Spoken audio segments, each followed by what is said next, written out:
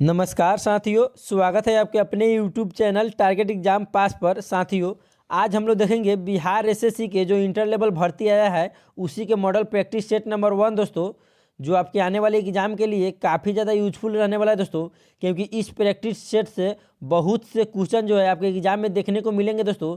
तो इसलिए वीडियो को बहुत ही ध्यानपूर्वक देखिएगा और पूरा जरूर देखिएगा दोस्तों, ताकि पता चलेगा दोस्तों कि आपके एग्जाम में जो क्वेश्चन आएगा वह कैसा आएगा और कहाँ से पूछा जाएगा। तो इसलिए दोस्तों जितने भी क्वेश्चन बताएंगे कृपया याद करते चलिएगा और दोस्तों बहुत ही ध्यानपूर्वक बने रहिएगा वीडियो के अंत तक। तो चलिए शुरू करते हैं आपके पहले सवाल से दोस्तों।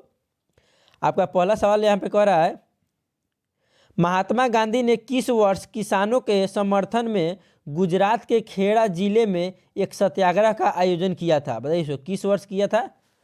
तो उन्होंने दोस्तों 1918 में किए थे। ऑप्शन नंबर ए इसका सही जवाब हो जाएगा। अगला सवाल है आपका, कह रहा है वर्ली चित्रकला भारत के खालिस्तान राज्य की लोक चित्रकला है। बताइए जो वर्ली चित्रकला है वह भारत के किस राज्य की लोक चित्रकला है? तो वह आपका महाराष्ट्र का है दोस्तों। कहाँ के है? महाराष्ट्र का। अगला सवाल है आपका, विश्व की समस्त जनसंख्या के सापेक्ष हमारे देश की जनसंख्या लगभग कितनी है? मोस्ट इंपॉर्टेंट क्वेश्चन है दोस्तों, विश्व की समस्त जनसंख्या के सापेक्ष हमारे देश की जनसंख्या लगभग कितनी है? तो इसका सही जवाब हो जाएगा 17.5%। 17.5%। अगला सवाल है आपका, भारत की तट रेखा है, भारत की जो तट रेखा है दोस्तों उसकी लंबाई कितनी है? तो उसकी लंबाई है 6100 किलोमीटर लंबी है भारत की तट रेखा। ऑप्शन नंबर बी सही हो जाएगा। अगला सवाल कर रहा है, नकदी फसल में सम्मिलित नहीं है। इसमें दोस्तों नकदी फसल में कौन सम्मिलित नहीं है दोस्तों? तो इसका राइट आंसर हो जाएगा ऑप्शन नंबर डी, गेहूं जो है दोस्तों नकदी फसल में सम्मिलित नहीं है दोस्तों। इसे यहाँ ध्यान दीजिएगा दोस्तों, क्वेश्चन पढ़ते समय आप लोग ध्यान दीजिएगा दोस्तों। कह रहा है यहाँ पे नहीं है तो गेहूं हो जाएगा। और यही रहता है दोस्तों कौन नकदी फसल है, तो यह तीनों हो जाता है, गन्ना, कपास, जूट, ये तीनों दोस्तों नकदी फसल है। गेहूँ जो है यह नकदी फसल नहीं है। अगला सवाल है आपका, भारत सर्वश्रेष्ठ उत्पादक एवं उपभोक्ता है। भाई भारत किस चीज़ का सर्वश्रेष्ठ उत्पादक भी है और उपभोक्ता भी है?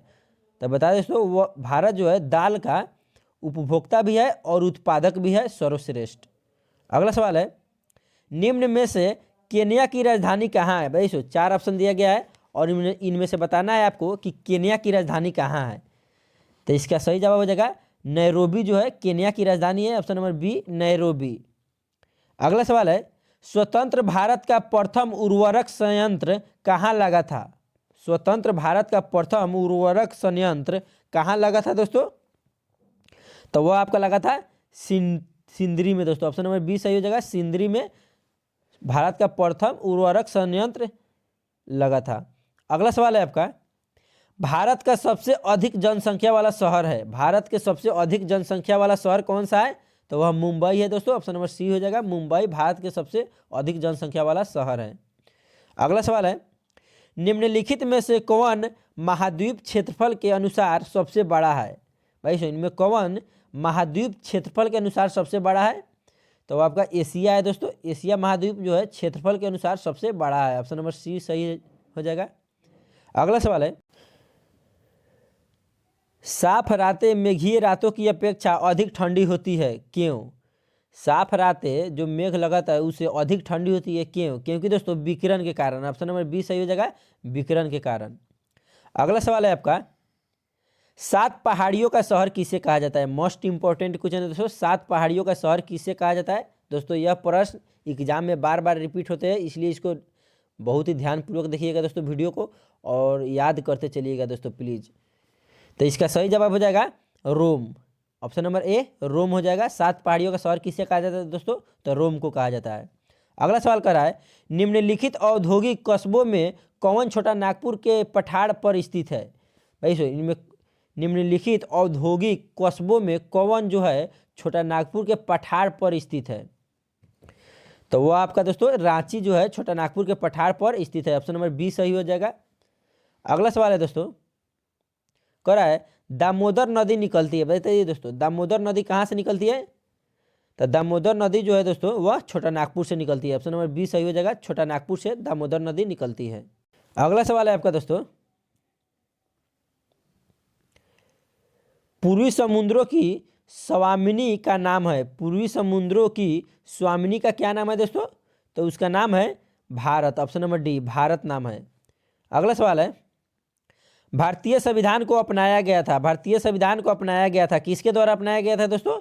तो संवैधानिक सभा के द्वारा, संवैधानिक सभा के द्वारा भारतीय संविधान को अपनाया गया था। अगला सवाल, भारत में भारत में लौकिक सार्वभौमिकता है क्योंकि संविधान की प्रस्तावना आरंभ होती है दोस्तों, यानी शुरू होती है कहाँ से? तो वो आपका हम भारत के लोग शब्दों से शुरू होती है, यानी आरंभ होती है। ऑप्शन नंबर डी सही हो जाएगा। हम भारत के लोग, भारत को ये लोग आप लोग जानते ही होंगे। अगला सवाल है, कोई वित्तीय बिल प्रस्तावित हो सकता है, कोई वित्तीय बिल प्रस्तावित हो सकता है, कहाँ हो सकता है दोस्तों? तो कोई वित्तीय बिल जो है केवल लोकसभा में प्रस्तावित हो सकता है। ऑप्शन नंबर बी सही हो जाएगा, केवल लोकसभा में प्रस्तावित हो सकता है।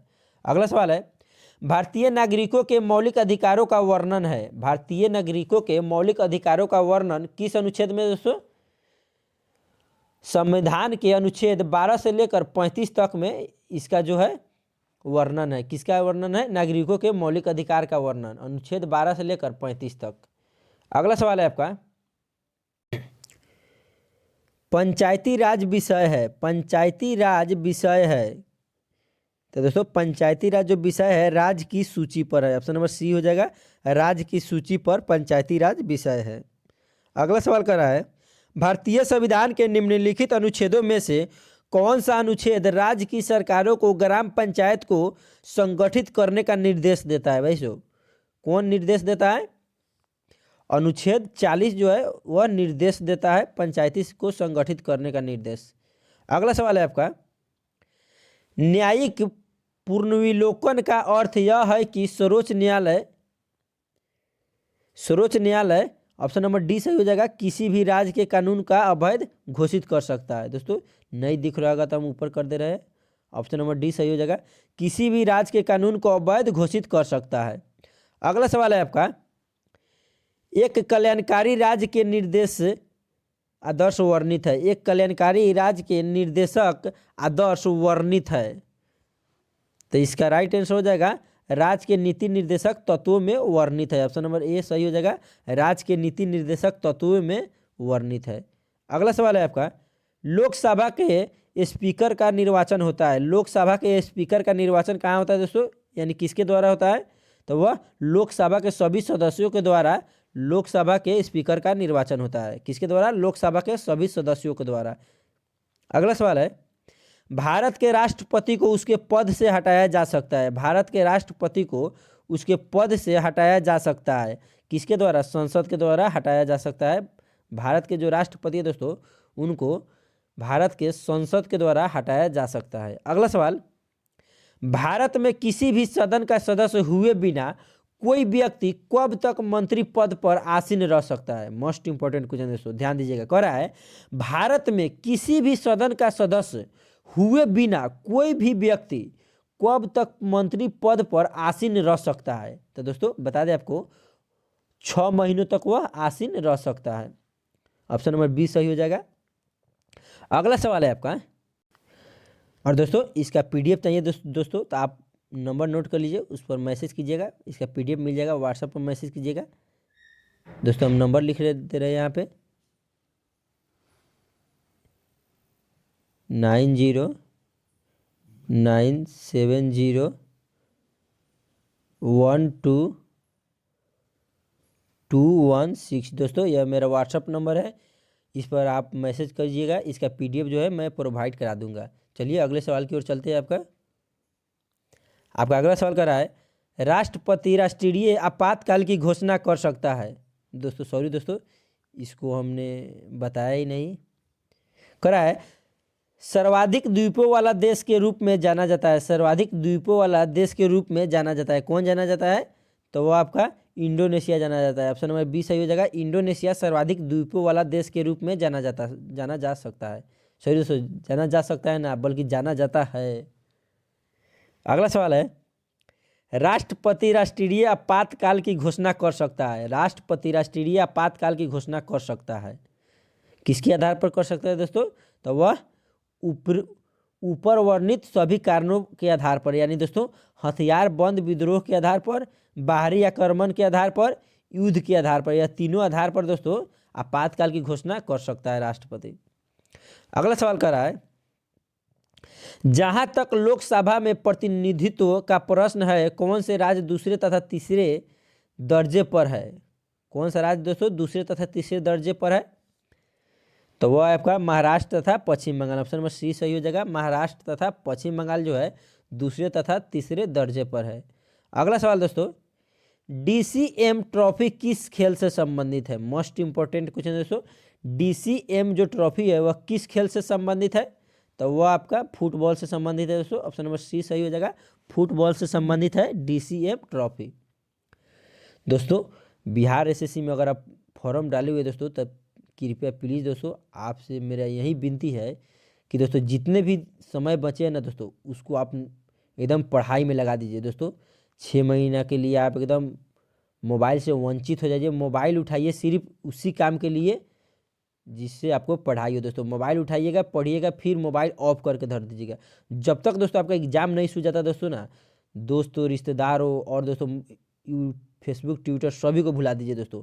सिर्फ आपका टारगेट होना चाहिए बिहार SSC का एग्ज़ाम जो है उसको निकालना, कैसे भी हो, रात दिन ये करना हो, जितना पढ़ना हो दोस्तों चाहे पढ़िए, लेकिन दोस्तों एकदम बिहार SSC का दोस्तों है ना एग्ज़ाम निकाल कर ही रहिएगा दोस्तों, क्योंकि यह बहुत ही अच्छा नौकरी है। और दोस्तों अपने माँ बाप की सपना जो है साकार कीजिए और दोस्तों पढ़ाई पर ध्यान दीजिए। तो चलिए अगले सवाल की ओर चलते हैं। कह रहा है, भारत में नियोजित अर्थव्यवस्था आधारित है।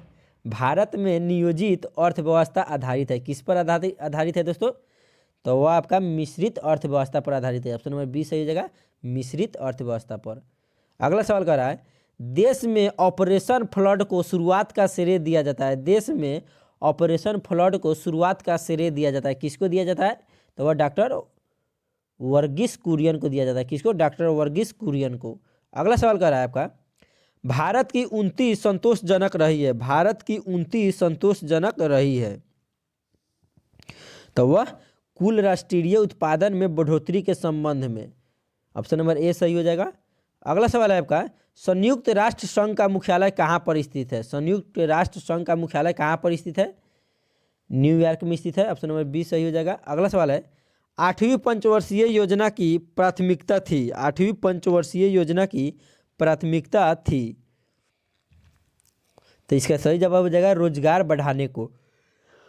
अगला सवाल है, अगला सवाल कर रहा है दोस्तों, अपने किस कार्यकारिणी कमेटी में कांग्रेस ने जमींदारी उन्मूलन की नीति का अनुमोदन किया था?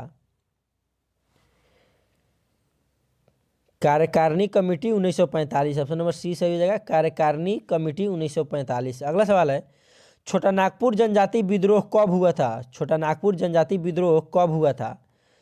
1820 में हुआ था। छोटा नागपुर जनजाति विद्रोह 1820 में हुआ था।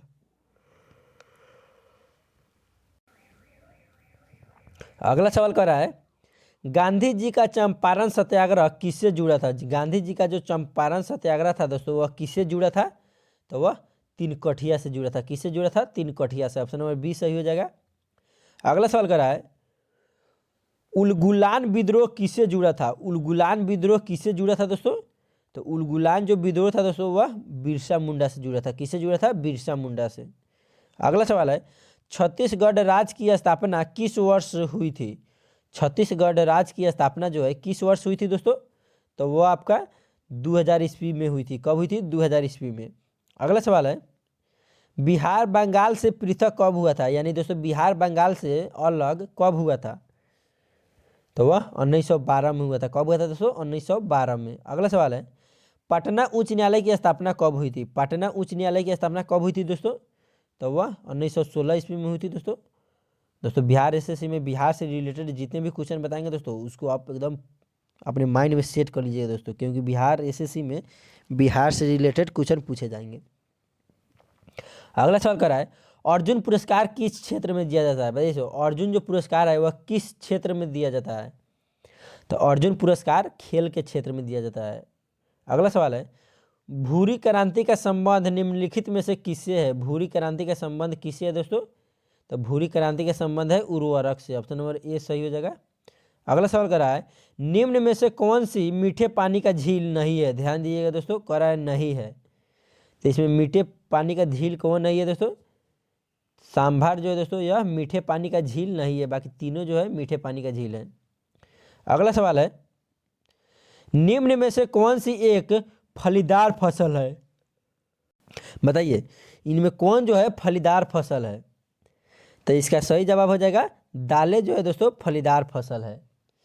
अगला सवाल है आपका शांति उद्देश्यों हेतु परमाणु शक्ति का उपयोग करने में भारत किस देश से बहुत ज़्यादा आगे है? भाई सो परमाणु उद्देश्यों हेतु परमाणु शक्ति का उपयोग करने में भारत किस देश से बहुत ज़्यादा आगे है? तो दोस्तों पाकिस्तान से वह बहुत ज़्यादा आगे है।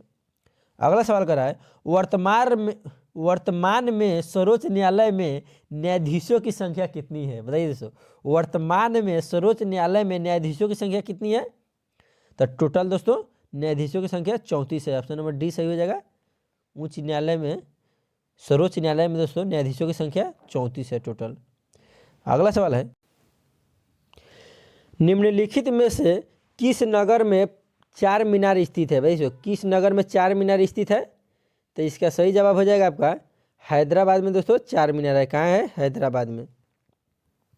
अगला सवाल है संकटग्रस्त जाति संगाई है। संकटग्रस्त जाति संगाई है तो बता दें दोस्तों संकटग्रस्त जो जाति संगाई है दोस्तों वह मणिपुरी हिरन है। मणिपुरी जो है हिरन संकटग्रस्त जाति संगाई है। अगला सवाल है दोस्तों समान विज्ञान एवं गणित का है करा है एक सामान्य शुष्क सेल में विद्युत अपघट्य होता है। एक सामान्य शुष्क सेल में विद्युत अपघट्य होता है ammonia chloride. Option number C ammonia chloride. अगला सवाल कर रहा है डायनेमो। बताइए डायनेमो क्या करता है? तो डायनेमो जो है दोस्तों वह यांत्रिक ऊर्जा को विद्युत ऊर्जा में परिवर्तित करता है। डायनेमो यांत्रिक ऊर्जा को विद्युत ऊर्जा में परिवर्तित करता है। अगला सवाल है आपका आकाश नीला लगता है क्योंकि? बताइए आकाश नीला दिखाई देता है क्यों दिखाई देता है? क्योंकि दोस्तों लघु तरंग दीर्घ तरंगों की अपेक्षा वायुमंडल द्वारा अधिक प्रकीर्णन होती है जिसके कारण यानी प्रकीर्णन के कारण। अगला सवाल कर रहा है एक माइक्रोन बराबर होता है। एक माइक्रोन बराबर कितना होता है दोस्तों?